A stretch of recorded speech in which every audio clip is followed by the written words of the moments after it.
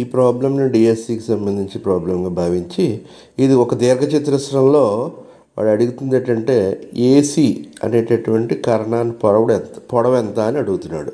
అంటే రెండు కర్ణాలు ఉంటాయి, ఇందులో ఏసీ అడుగుతాడు. ఏసీ అడిగితే బీడీ అడిగినట్టే, రెండు సమానంగా ఉంటాయనే ధర్మాన్ని మనం ఇక్కడ ఉపయోగించుకుంటాం.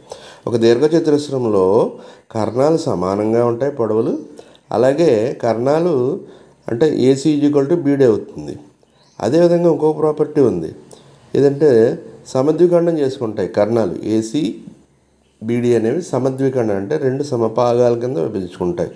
అలాగే కర్ణాలు అలాగా సమానం కాబట్టి 4 భాగాలు కూడా సమానంగా వస్తాయి. అంటే ఏఓ ఈక్వల్ టు ఓసీ అవుతుంది, అలాగే బీఓ ఈక్వల్ టు ఓడి అవుతుంది.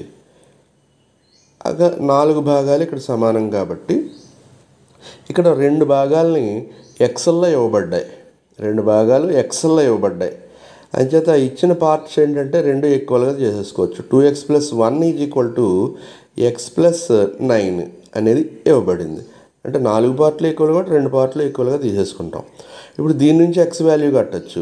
2x అటు నుంచి x ఇటేపుకి, ఈ 1 అటేపుకి మార్చేసుకుంటే 2xలోంచి x పోతే x వస్తుంది, 7 నుంచి 1 పోతే 6 వస్తుంది.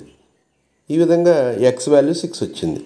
ఇప్పుడు మనకి ఏసీ పొడవు ఎంత, బీడీ పొడవు ఎంత అన్నా ఒకటే, ఇంకా రెండూ ఒకటే. కాబట్టి ఇందులో ఒక పార్ట్ ఇచ్చాడు, ఏసీలో ఓసీ అనేది ఇవ్వబడింది. అంటే 2 ఓసీలు తీసుకుంటే మనకి సరిపోద్ది.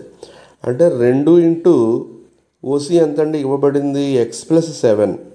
కాబట్టి x ప్లేస్లో 6 వేసుకుంటే 6 + 7 13. కాబట్టి 2 13లు మనకి 26 అనేది ఏసీ పొడవుగా మనం నిర్ణయించవచ్చు.